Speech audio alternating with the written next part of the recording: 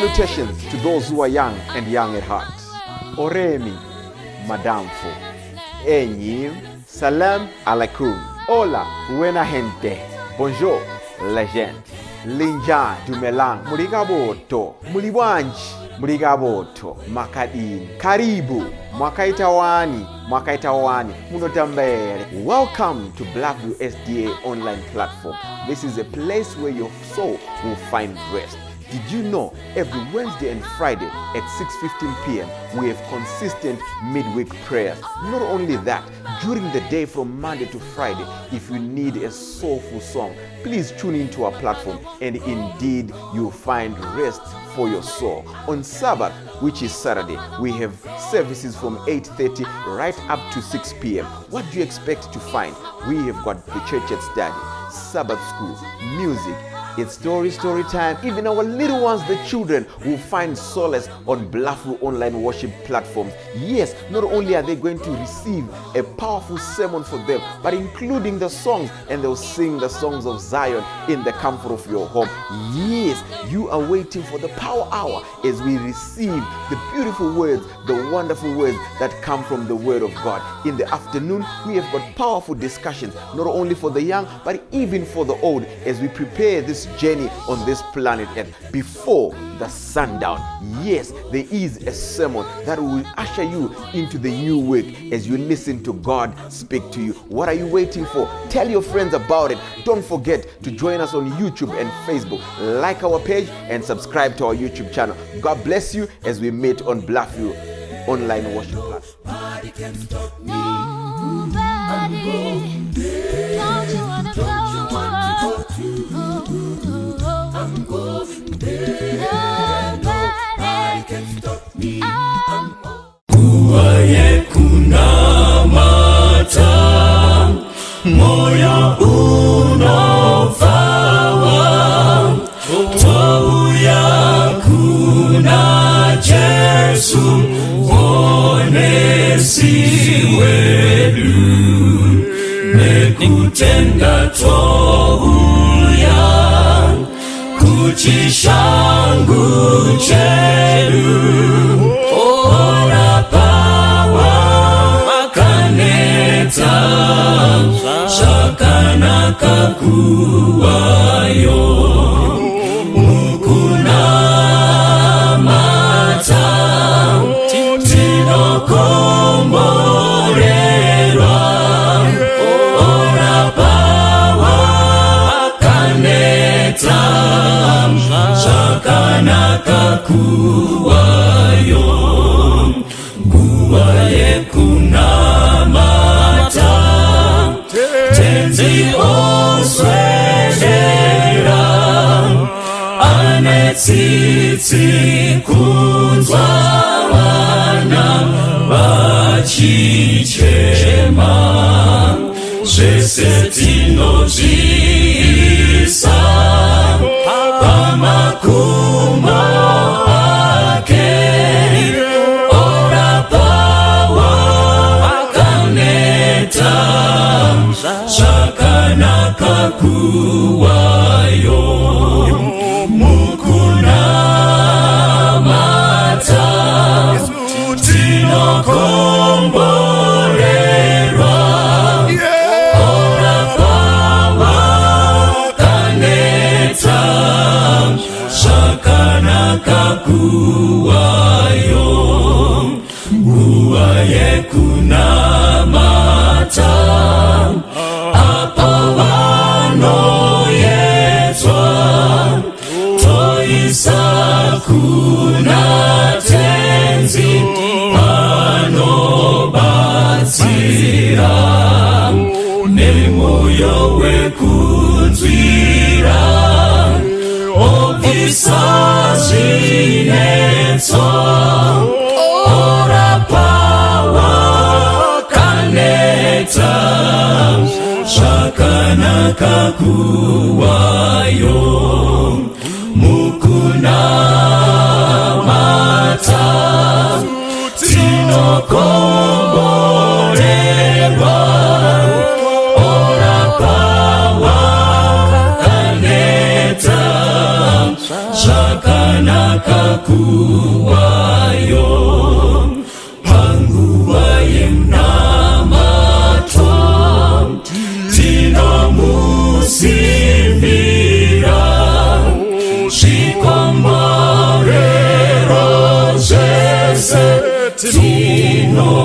tiwana mukusimbira iye amuna dambudzo ora pawa kaneta zvakanaka kuwayo mukunamata tinokomborerwa ora pawa kaneta zvakanaka kuwayo mukunamata tinokomborerwa ora pawa kaneta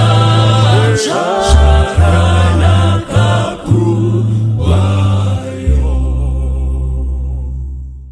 Makadini vana vaMwari, tinoda kutenda Mwari nemukana wavatipa zvekare wekuti tive tinosangana pakudzidza shoko ravo, apo tiri kuenderera mberi nedingindira rinoti I will go, ndinoenda kana kuti ndichaenda. Musoro wenyaya wedu wanhasi unoti tinokokwa tose kuhumwe yeVhangeri. Tinokokwa tose kuhumwe yeVhangeri. Chinonzi humwe chii?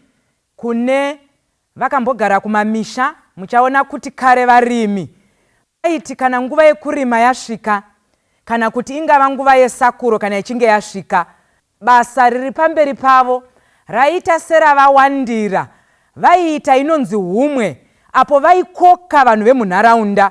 Kana vanhu vachiuya kuhumwe, vaivuya nezvekushandisa, dzingava zvipani kana zviri zvekurima, angava mapadza ekusakura kana iri humwe kana kuti nhimbe yekusakura.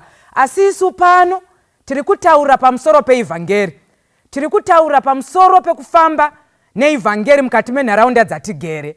Tiri kuti tose tinokokwa kuhumwe yeVhangeri. Kuti tinzwisise nyaya yedu zviri nani, tichaverenga kubva kuna madzimambo echipiri chapter 5.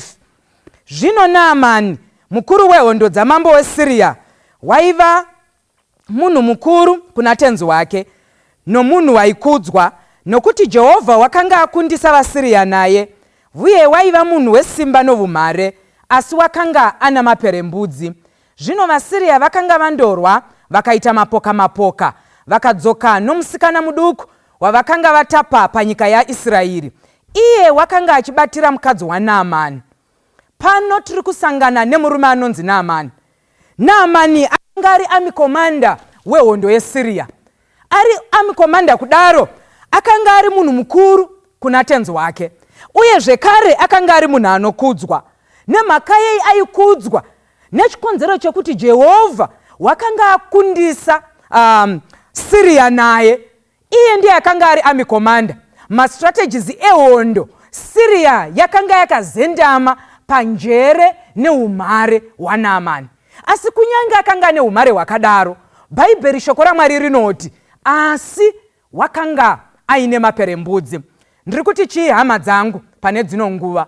Apo tiri kukokwa mukati mekuvhangera, apo rukoko ruri kuuya kwatiri, muchaona kuti tine zvimwe zvinhu zvinongotinamatirawo, zvinhu zvinokanganisa kufamba kwevhangeri, zvinhu zvinogona kutadzisa kuti vhangeri rigone kugamuchirwa apo tinoedza kuti tisvikire vakatikomberedza. Zvimwe zvacho zvinogona kuva zvivi zvatajaira kurarama mazviri. Saka patinoedza kuti tive tinotaura nevamwe nezveshoko raMwari, tinoona tiri vanhu vasina kufanira. Dzimwe nguva vaya vatinenge tichisvikira neshoko riya ndo vanototirangaridza kuita kwedu kusakafanira. Asi regai nditi, ngatisatadziswai kuti tive tinopinda mukati menhimbei.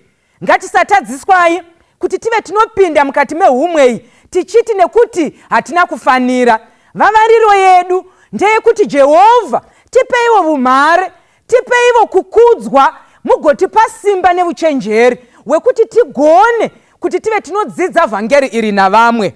Zvikanzi Naamani wakanga ane maperembudzi, zvisinei nechimiro chaakanga ainacho. chekuva mukuru wehondo dzeSiriya. Regai tidzike. Pavanoenda kunorwa vaSiriya, vanonotora musikana muduku, vobva vauya naye. Musikana uya unovuya obva ashandira mukadzi waNaamani. Verse 3, akati kuna tenzikadzi wake, dai ishe wangu aiva kumuprofita uri paSamaria, ungadai akavaporesa maperembudzi ake. Mwari ngaavongwe nomusikana muduku uyu. Siriya painoenda kuhondo, inonorwa hondo neIsraeri. Maperembudzi ainawo Naamani, asi hondo yaakarwa neIsraeri unoikunda. Mukukunda kwehondo anobva atora nemusikana muduku. Akavuya musikana muduku uya, iri nhapwa ndokubva yatanga kushandira mukadzi waNaamani. Mukushanda imomo, musikana unovona kuti hongu tenzi imhare pakurwa, hongu tenzi mukuru wehondo, asi vane maperembudzi. Unotaura natenzikadzi wake asingatyi, asingazezi chimiro chake chekuva nhapwa uye zvekare chekuva muranda mukati memba yaakanga ari. Unoti dai tenzi vanga vari kuSamaria. Ikoko kuSamaria kune muprofita. Muprofita iyeye ungadai akavaporesa pamaperembudzi ake. Muenzaniso wakadii weearly Christian education kuvana? Muenzaniso wakadini wedzidziso dzinopiwa vana sehwaro hwemuupenyu hwavo? Muchaona kuti makore otorarama ano vana vanoenda kuzvikoro vari pamazero maduku. ECDA, ECDB, grade 0, vana vanenge variko kuzvikoro. Zvikoro zviri kuedza kugadzira hwaro hwekuti kana voenderera mberi nedzidzo yavo zvigova zvakareruka. Muenzaniso wakadini watingadaiwo tiri kuusevenzesa mukati mesangano nhasi, kuti deno vana vedu vagonavo kutanga hwaro hwechiKristu pazera duku rakadaro. Sevabereki, effort yakakura zvakadini, maresources akawanda zvakadini atinoisa mukati mekudzidzisa vana vedu pazera diki. Heuno muenzaniso wemusikana muduku anobva kuSamaria, anoti aona maperembudzi aNaamani, unoti dai tenzi vanga vari kuSamaria, maperembudzi avo nemhaka yekuti kune muprofita vangadai vakapodzwa maperembudzi. Regai tidzike. Muchaona kuti zvino mumwe akapinda akandoudza ishe wake akati, musikana wenyika yeIsraeri wakataura chokuti nechokuti. Mambo weSiriya akati, enda, ndinoda kutuma mwadi kuna mambo waIsraeri. Mukadzika nenyaya iyi, munoona kuti mambo weSiriya unonyora mwadi. Naamani haasi munhuka anongovawo munhu just a general citizen wemunyika yeSiriya. No, but he is the army commander at the helm of security of Syria. There Naamani ndio pari ipapo. Saka kufamba kwake haafambi so munhu angorivo munhuwo. Unofamba zvine mutsigo, unofamba nemwadi ine chidindo cheSiriya kuti zvityiseka. Maiziva here vana vaMwari kuti pose patinozvipira kubata basa raMwari iri, Mwari havatitenderi kuti tiriite basa iri neumhare hwedu. Jehovha havatitenderi kuti tiriite nesimba redu, asi unotuma ngirozi dzake nemweya wake mutsvene kuti uve unofamba nesu kuti zvityise. Patinosvika vatinosvikira tichidzidza navo havavoni isu, asi vanovona Kristu anenge ari patiri.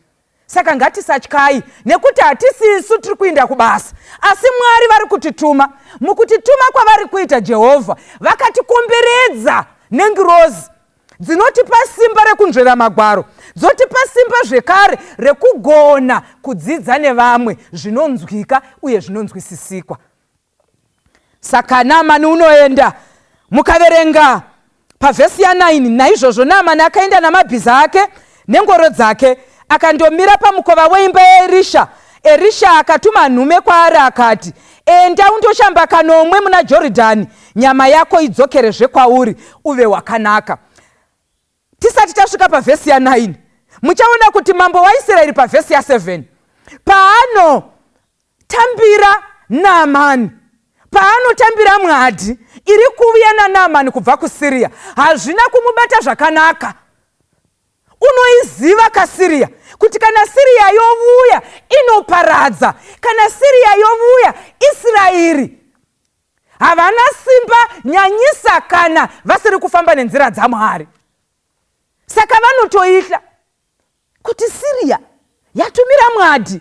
Paakatambira mwadi, mambo unobvarura nguo dzake. Paanobvarira nguo unoti iye, asi ndini Mwari kani? Pavhesi ya7, ndinoziva kuuraya nekururamisa kani? Munhu uyu zvaatuma shoko kwandiri kuti ndiporese munhu maperembudzi ake. Asi ndinofara naErisha muprofita waMwari.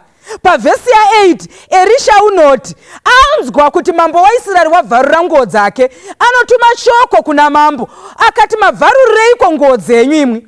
Ngaavuye hake zvino kwandiri azive kuti muprofita uripo pakati paIsraeri. Mwari ngavavongwe naErisha.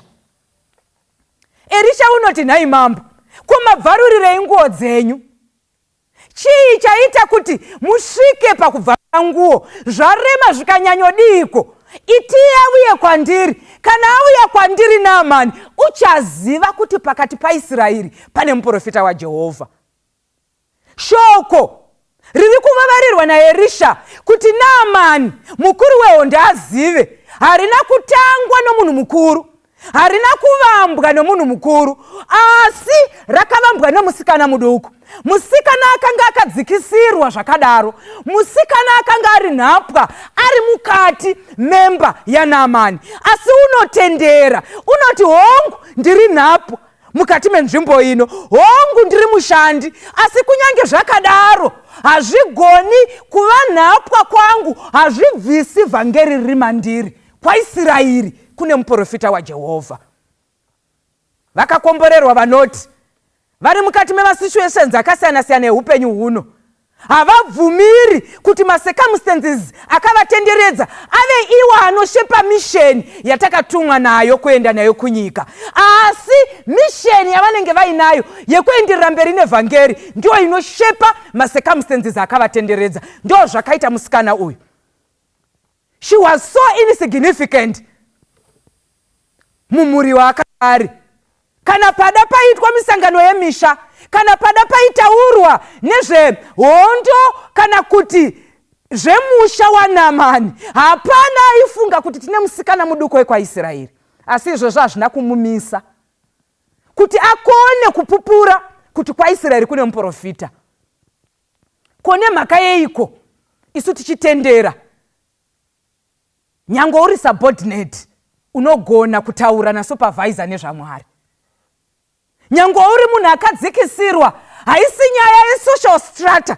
Tiri patiri ipapo, hazvinei nesocial class izvo. Kana totaura vhangeri, vhangeri pamuchinjikwa tose takaenzana.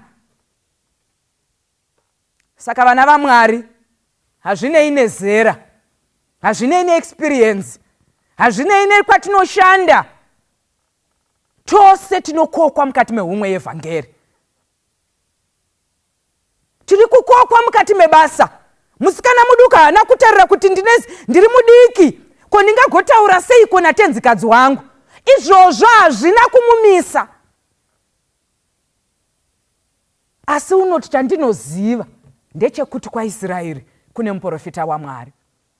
Vechidiki, Mwari ngavatibatsire mukati mezvikoro matiri, mukati memayunivhesitizi, mukati memabasa matinenge tiri. Ngatiendei neshoko, kana iri humwe, kana iri nhimbe yeVhangeri iyi. Munhu wose unokokwa. Pane Mwari zvavakaisa patiri. Izvozvo ndio zvavari kuda kuti tisevenzese mukati memunda wavo.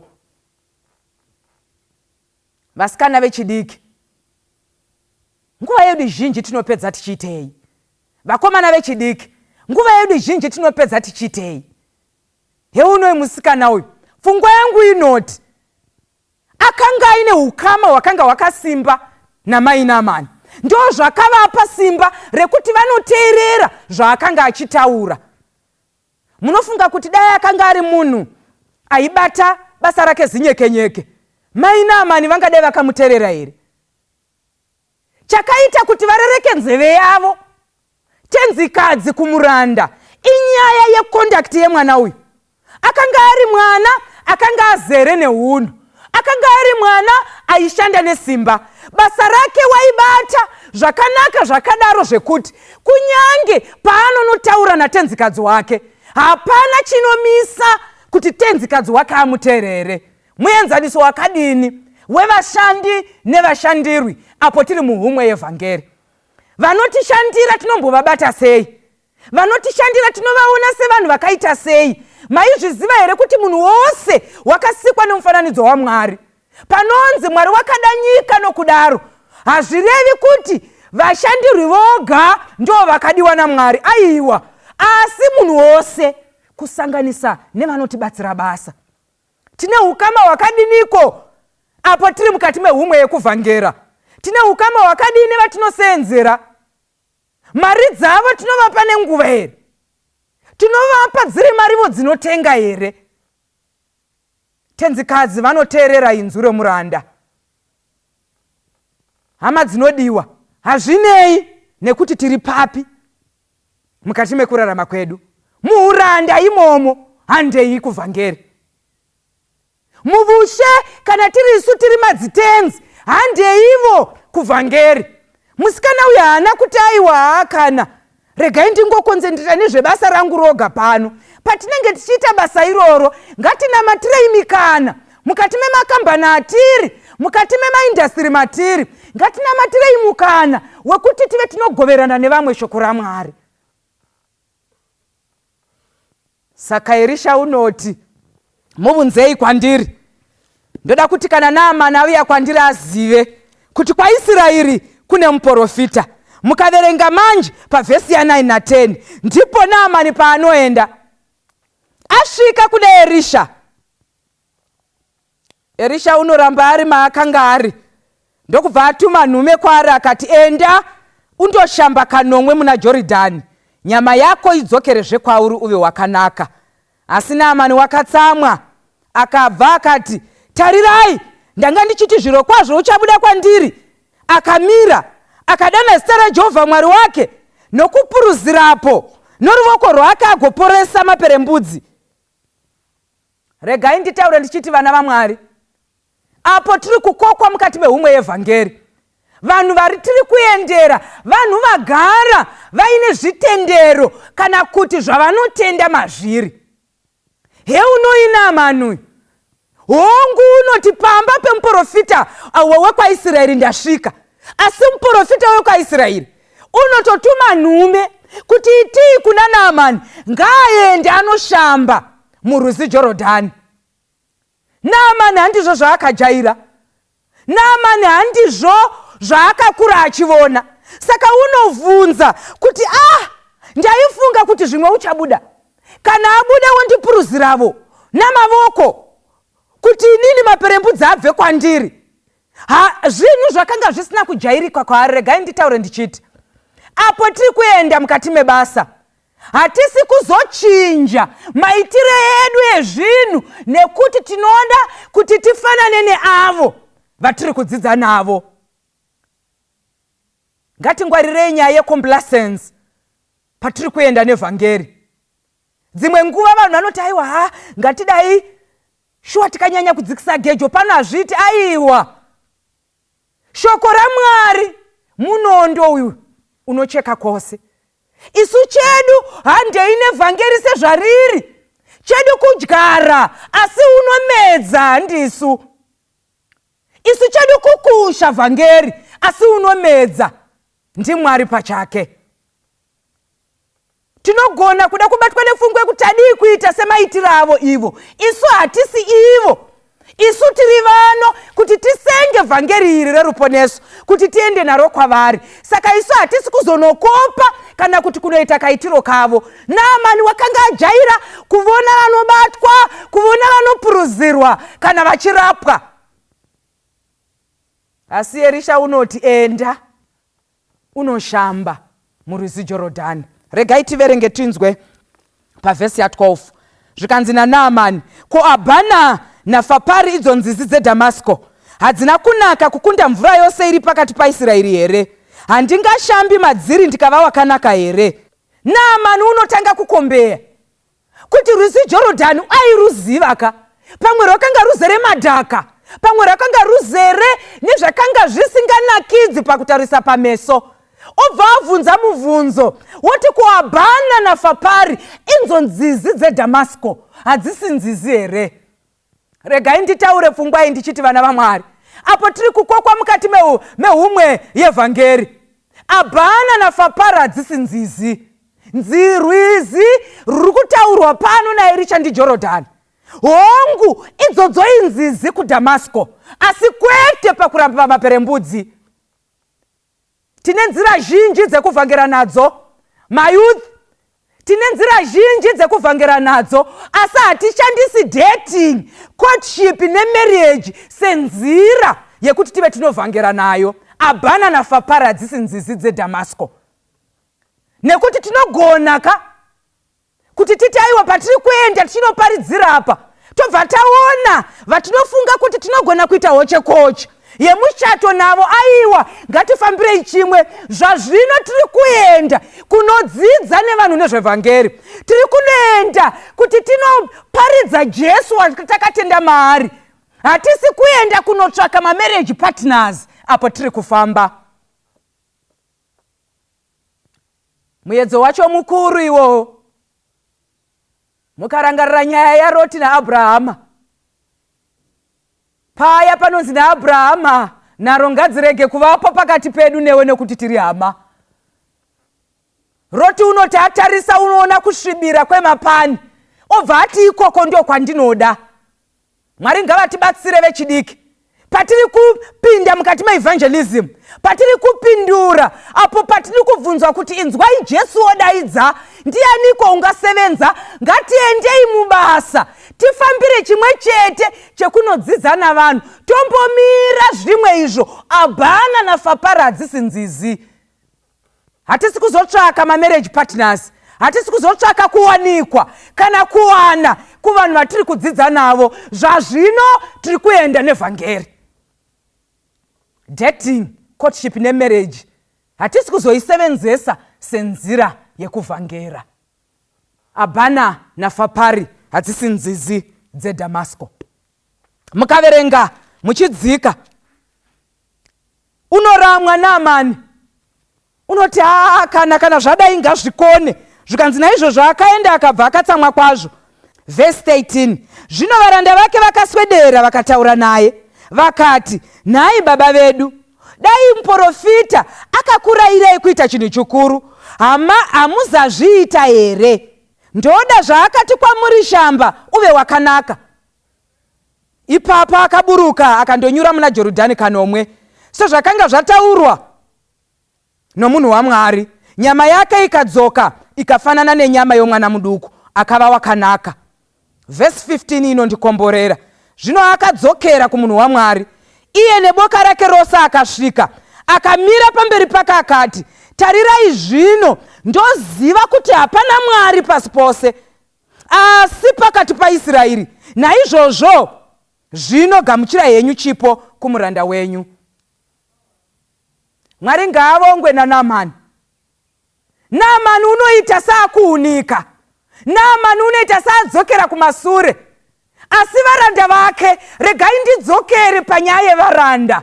Munofunga here kuti waiva ukama hwakadii hwakanga huri pakati paNaamani nevaranda, hwekuti vanonyengirira tenzi wavo kuti aiyewa tenzi, kukanadai mamanzi itai chokuti nechokuti, maikonewa here kuchiita?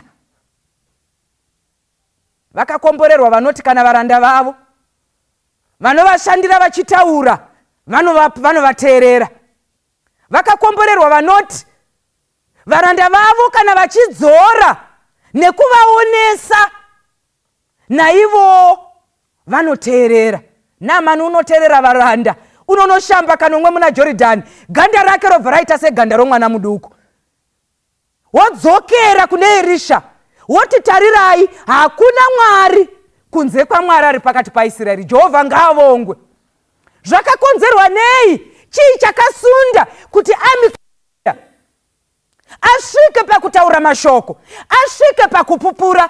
Inyaya yekuti mwana muduku akanga ari mukati memba ndiye wakagona kuti ava anopupura kuti kwaIsraeri kune muprofita. VaHebrew chapter 11 pavhesi 24.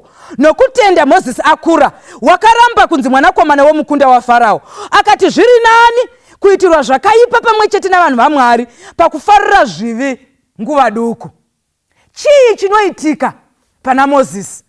Mai vake Jochebed vanonzwisisa kuti vakanga vaine nguva pfupi nomwana wavo Moses. Nguva yavakanga vainaye vanomudzidzisa zviga zvokutenda. She taught diligently the will of God unto Moses, such that Moses akura kuna vaHebheru anoti zviri nani kuti nditambure navanhu vaMwari pane kufarira zvivi kwenguva duku. Chiiko chakanga chasimwa namai vaMoses muna Moses? Chiiko chakanga chasumwa namai vemusikana muduku uyu wakanga abva Samaria? Idzidziso. Vakawana nguva yekugara pasi navana, vakawana mukana wekuti vadzidzise vana pamusoro peivhangeri yavanotenda. Apo tiri kupinda mukati mebasa, apo tiri kukokwa kuhumwe yeVhangeri, ngatiindei nedzimhuri dzedu, ngatiindei navana vedu. Pese patinobatira Jehovha, ngatisafungai kuti vana hapana chavanogona kutibetsera. Munhu wose unokokwa kuhumwe yeVhangeri. Hazvina kuda vehigh class izvi. Ndinofarira pfungwa iyi yekuti though akanga ari musikana, akanga ari ngori mubati mukati memba, haana kuhla kusvikira tenzikadzi wake. Unosvika even kuna tenzikadzi anova mukuru wemba yaakanga achigara. Ndiri kuti chii vana vaMwari? Patiri kuenda kune vhangeri, patiri kuenda kunodzidza nevamwe pamusoro pekunaka kweuchikristu, ngatisazezai kupinda mumisha inotyisa. Ngatisazezai kuti tive tinoita maappointments nevanhu vakuru, maCEO emacompanies, varidzi vemakambani, mashareholders. Ngatigogodzei misha yavo nekuti tiri kuti hatisi kufamba toga kamukati merwendo urwu.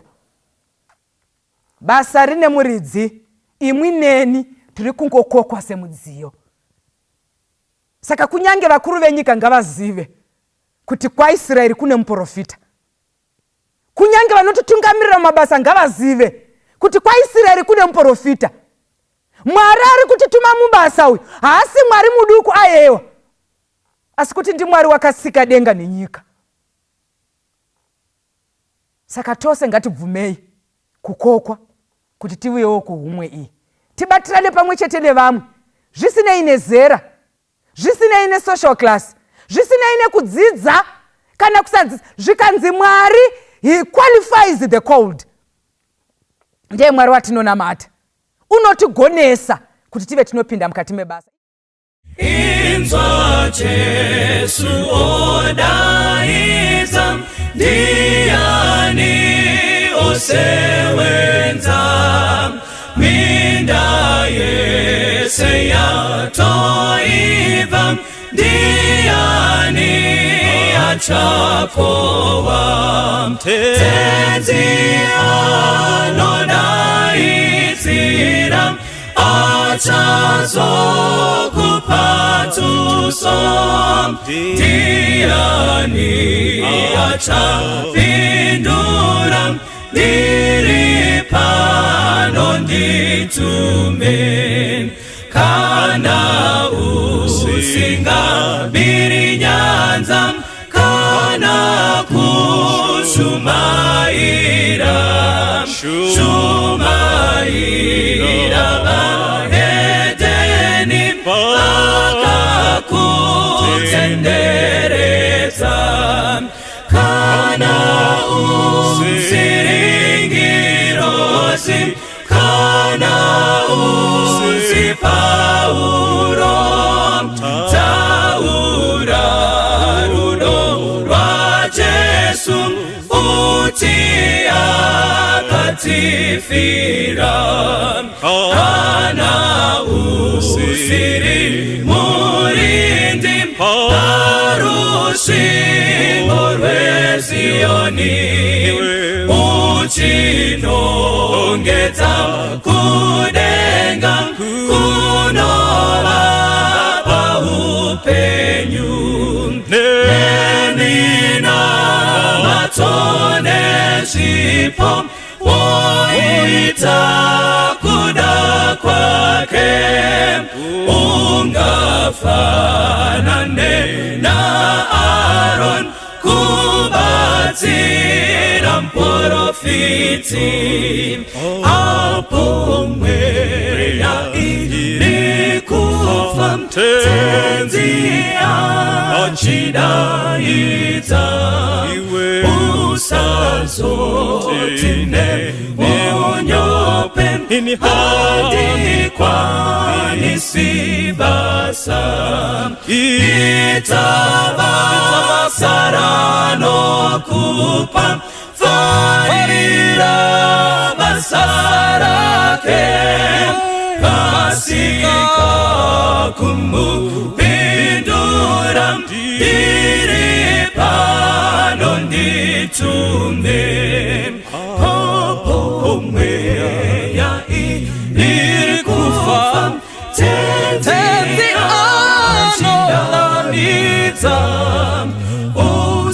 usazotiwe neunyope andikwa nisibasa.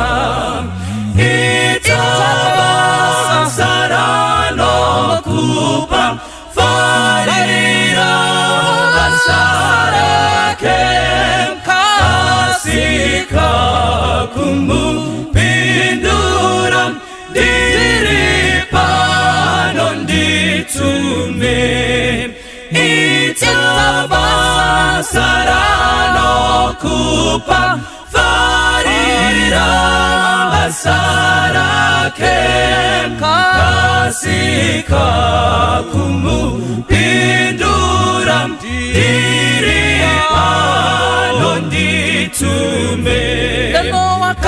Kasika kumupindura diri pano nditume. Kasika kumupindura diri pano nditume.